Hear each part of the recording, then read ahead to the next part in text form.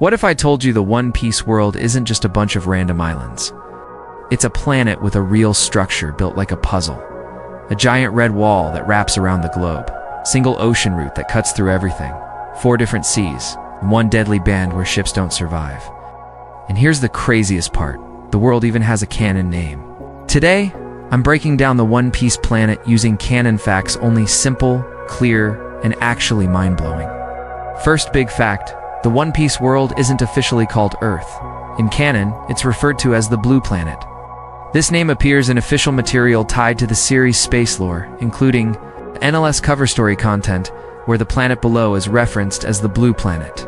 So when people say One Piece planet, canon-wise, we're talking about the Blue Planet. Now here is the core of One Piece geography.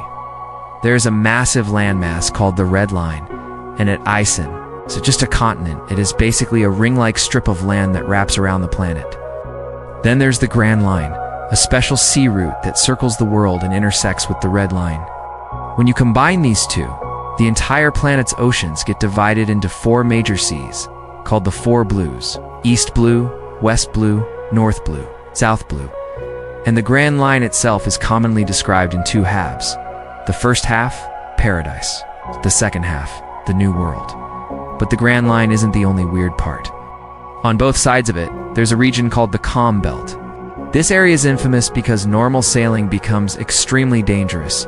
Conditions aren't like typical seas. And it's associated with massive threats that make travel nearly impossible for ordinary ships. That's why the One Piece world feels so isolated. Even if you can see another sea, you often can't just sail there safely. In our world, you can use a standard compass and sail across an ocean. In One Piece, not like that, especially on the Grand Line. The series repeatedly shows that navigation behaves differently there, and sailors rely on special methods and tools to stay on course. That's why the Grand Line feels like a survival game. Weather can shift fast. Routes aren't straightforward, and islands don't connect like a normal map. Now we get to the part that made a lot of fans stop and go. Wait. In late story canon, there's narration describing a major global event and the sea level rising afterward. That's not a theory, it's presented directly in story. And later developments in the story add even more context that makes people question what's really happening to the planet itself. Quick spoiler note, I'm staying high level here, but if you're not caught up, consider this your warning. Now let's separate truth from hype. There are popular claims online like the One Piece planet is way bigger than Earth or it's Jupiter-sized. Those are usually fan calculations, interesting, but not officially confirmed with a canon number. Here's what is canon. The world is called the Blue Planet. The planet's geography centers on the Red Line and Grand Line. The oceans are divided into the 4 Blues.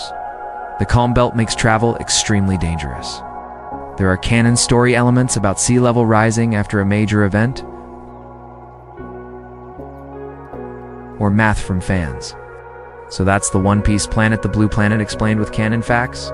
A world shaped by 2 global rings. 4 seas split like a cross. A deadly calm zone. And story hints that the planet itself might be changing. If you want part 2, I can break down how people enter the Grand Line and why that route is so strange. Comment part 2 if you want it, and if this helped, hit like and subscribe for more One Piece world building breakdowns.